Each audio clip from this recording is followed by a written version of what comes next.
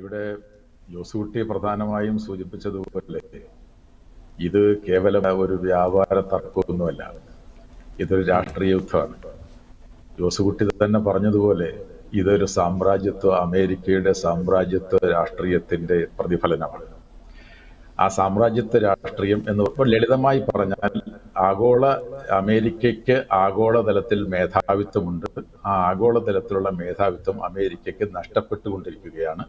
അങ്ങനെ നഷ്ടപ്പെട്ടുകൊണ്ടിരിക്കുന്ന അമേരിക്കയുടെ ആഗോള മേധാവിത്വം നിലനിർത്തേണ്ടത് അമേരിക്കയുടെ എല്ലാ ശക്തികളുടെയും, ഈ ഡീപ് സ്റ്റേറ്റ് എന്നോ മിലിറ്ററി ഇൻഡസ്ട്രിയൽ കോംപ്ലക്സ് എന്നോ ഒക്കെ പറയാവുന്നവരുടെ എല്ലാം താല്പര്യമാണ്. അതുകൊണ്ട് അങ്ങനെ തളർന്നുകൊണ്ടിരിക്കുന്ന, സാമ്പത്തികമായും സൈനികമായും രാഷ്ട്രീയമായും തളർന്നുകൊണ്ടിരിക്കുന്ന അമേരിക്കയെ വീണ്ടും മഹത്തരമാക്കുക, ആഗോള മേധാവിത്വം ഉറപ്പിക്കുക എന്ന് പറയുന്ന രാഷ്ട്രീയത്തിന്റെ ഭാഗമാണ് മാഗ മൂവ്മെന്റ്.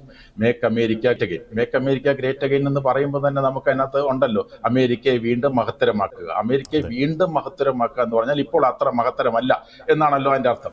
അപ്പൊ അതുകൊണ്ട് അതിന്റെ ഭാഗമായിട്ടാണ് വാസ്തവത്തിൽ ഈ അമേരിക്കൻ പ്രസിഡന്റായിട്ട് അധികാരത്തിൽ വന്നപ്പോൾ ഈ ട്രംപ് അദ്ദേഹം കണ്ടെത്തിയ അമേരിക്കയെ വീണ്ടും മഹത്തരമാക്കാനുള്ള ഏക മരുന്ന് എന്ന് പറയുന്നത് പീറ്റർ നവാരോ എന്ന് പറയുന്ന അദ്ദേഹത്തിന്റെ ഉപദേശകൻ പറഞ്ഞു കൊടുത്തതുപോലെ ചുങ്കം ഏർപ്പെടുത്തുക എന്നുള്ളതാണ്. ആ ചുങ്കം ഏർപ്പെടുത്തിക്കൊണ്ട് രാജ്യങ്ങളെ മുഴുക്ക വരുതിയിലാക്കുക എന്ന് പറയുന്ന നയമാണ് അദ്ദേഹം സ്വീകരിക്കുന്നത്. എന്നാൽ നമുക്കറിയാം, നമ്മളൊരു രാജ്യത്തിലേക്ക് ഉദാഹരണത്തിന് അമേരിക്കയിലേക്ക് നമ്മൾ ഉൽപ്പന്നങ്ങൾ കയറ്റുമതി ചെയ്യുമ്പോൾ അവരധികം ചുങ്കം ഏർപ്പെടുത്തുന്നില്ല. എന്നാൽ അമേരിക്കയുടെ ഉൽപ്പന്നങ്ങൾ നമ്മൾ രാജ്യത്തിലേക്ക് വരുമ്പോൾ നമ്മൾ വലിയ ചുങ്കം ഏർപ്പെടുത്തുന്നു. അങ്ങനെ ചുങ്കം ഏർപ്പെടുത്തുമ്പോൾ അതിന് ബദലായിട്ട് എന്തെങ്കിലും ഒരു നടപടി, ആ ചുങ്കങ്ങൾ തമ്മിലുള്ള വ്യത്യാസങ്ങൾ മാറ്റാൻ വേണ്ടിയിട്ട് അവർ ചുങ്കം ഏർപ്പെടുത്തുന്നുണ്ടെങ്കിൽ നമുക്കത് മനസ്സിലാക്കാം. അതൊരു ചുങ്കത്തിന്റെ, വ്യാപാരവുമായി ബന്ധപ്പെട്ട ഒരു തർക്കത്തിന്റെ പ്രശ്നമാണ്. എന്നാൽ ഇവിടെ അതാണോ പ്രശ്നം? ഇവിടെ അതല്ല പ്രശ്നം. ഞാൻ അതുകൊണ്ടാണ് പറഞ്ഞത് ഇതൊരു വ്യാപാരത്തിന്റെ പ്രശ്നമല്ല, ഇതൊരു തികച്ച സാമ്രാജ്യത്വപരമെന്നോ ലോക മേധാവിത്വം നിലനിർത്താനുള്ള ശ്രമത്തിന്റെ ഭാഗമാണെന്നോ പറയാൻ കഴിയുന്നതിന്റെ കാര്യം അതാണ്. നമുക്കിവിടെ ജോസുകുട്ടി സൂചിപ്പിച്ച പോലെ ഏത് രാജ്യത്തു നിന്ന് എന്തെന്ന് തീരുമാനിക്കാനുള്ള സ്വാതന്ത്ര്യം ഒരു രാജ്യത്തിനുള്ളതാണ്. ഇപ്പൊ നമുക്ക് നമ്മുടെ ഈ ചുങ്കത്തിന്റെ കാര്യത്തിൽ, നമ്മൾ അങ്ങോട്ടും ഇങ്ങോട്ടും അമേരിക്കയും ഇന്ത്യയും തമ്മിൽ നടത്തുന്ന വ്യാപാരത്തിന്റെ കാര്യത്തിൽ ചുങ്ക വ്യത്യാസമുണ്ടെങ്കിൽ ചുങ്കം നമ്മുടെ പുറത്ത് 25% ഏർപ്പെടുത്തി സാങ്കേതികമായി നമ്മൾ അതിനെ ചോദ്യം ചെയ്യുന്നില്ല, അത് അമേരിക്കയുടെ അവകാശമാണ്. എന്നാൽ റഷ്യയുടെ കയ്യിൽ നിന്ന് നമ്മൾ എണ്ണ വാങ്ങുന്നു എന്നതിന്റെ പേരിൽ 25% പിഴച്ചുങ്കം ചുമത്താൻ അമേരിക്കക്കാർ അവകാശം കൊടുത്തത്? അങ്ങനെ ഒരു അവകാശം കൊടുത്തിട്ടില്ലല്ലോ ആരും. അപ്പൊ അങ്ങനെ ഒരു അവകാശം കൊടുത്തെന്ന് പറഞ്ഞാൽ എന്റെ അർത്ഥം എന്താ? ഞാൻ ഈ ലോകത്തിന്റെ ചക്രവർത്തി, അല്ലെങ്കിൽ ഞങ്ങൾ ലോകത്തിന്റെ മേധാവിയാണ്, ഞങ്ങൾ പറയുന്ന പോലെ രാജ്യങ്ങൾ കേട്ടോളണം എന്ന് പറയുന്നതിന്റെ സൂചനയാണ് അത്.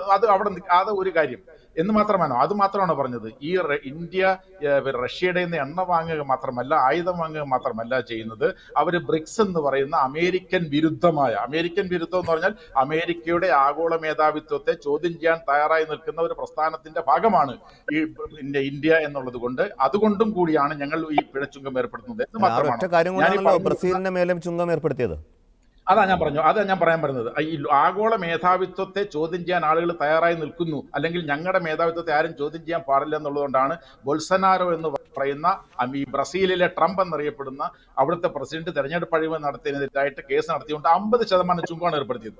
അത് വ്യാപാരവുമായിട്ട് എന്തെങ്കിലും ബന്ധമുണ്ടോ?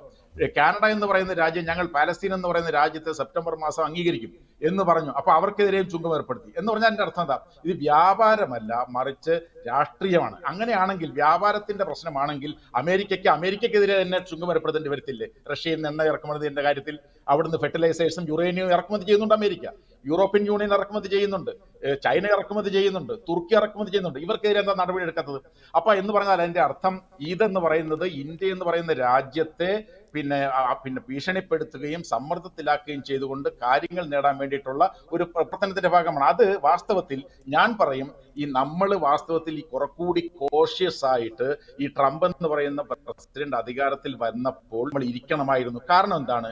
അതിന്റെ പ്രധാനപ്പെട്ട കാരണം, ഒന്നാം തവണ അദ്ദേഹം പ്രസിഡന്റായിട്ട് ഇരുന്നപ്പോൾ തന്നെ ഇന്ത്യയെ പരമാവധി ദ്രോഹിച്ചിട്ടുള്ള ഒരു അമേരിക്കൻ പ്രസിഡന്റാണ്. ഇന്ത്യ നമ്മൾ എന്താണ് വികസിത രാജ്യമാണ്, വികസ്വര രാജ്യമാണ് നമ്മൾ. വികസ്വര രാജ്യങ്ങൾക്ക് ലോകത്തിന്റെ വിവിധ ഭാഗങ്ങളിലേക്ക് ഉൽപ്പന്നങ്ങൾ കയറ്റുമതി ചെയ്യുമ്പോൾ പല ആനുകൂല്യങ്ങളുമുണ്ട്. എന്നാൽ ഈ ആനുകൂല്യങ്ങൾ, ഈ ചുങ്കം ആനുകൂല്യങ്ങൾ ഇളവുണ്ട്.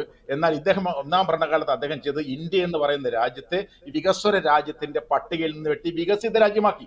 അങ്ങനെ വികസിത രാജ്യമാക്കിയപ്പോൾ നമുക്ക് ആ ആനുകൂല്യമില്ലാതായി. അതുപോലെ തന്നെ GSP എന്ന് പറയുന്ന ജനറലൈസ്ഡ് സിസ്റ്റം ഓഫ് പ്രിഫറൻസ് എന്ന് പറയുന്ന പട്ടികയിൽപ്പെടുത്തിയും നമ്മൾ ഒരുപാട് ഉൽപ്പന്നങ്ങൾ ലോകത്തിന്റെ വിവിധ ഭാഗം, അമേരിക്ക ഉൾപ്പെടെ രാജ്യങ്ങളിലേക്ക് കയറ്റുമതി ചെയ്യുന്നു. ആ GSP എന്ന് പറയുന്ന പട്ടിക ഇദ്ദേഹം നിർത്തലാക്കി. എന്ന് മാത്രം വളരെ പരസ്യമായി ഇദ്ദേഹം നമ്മളെ ആക്ഷേപിക്കുന്നതിന്റെ വേറൊരു കാര്യം, നമുക്കറിയാം ലോകത്ത് യൂറോപ്യൻ രാജ്യങ്ങളും അമേരിക്ക ഉൾപ്പെടെയുള്ള രാജ്യങ്ങൾ ചേർന്നാണ് ഈ രാജ്യത്ത് ഗ്ലോബൽ വാർമിംഗ് ഉണ്ടാക്കിയത്. കാലാവസ്ഥാ വ്യതിയാനത്തിന്റെ കാരണക്കാർ അവരാണ്. എന്നാൽ ഇപ്പൊ ട്രംപ് പറയുന്നത് എന്താണ്?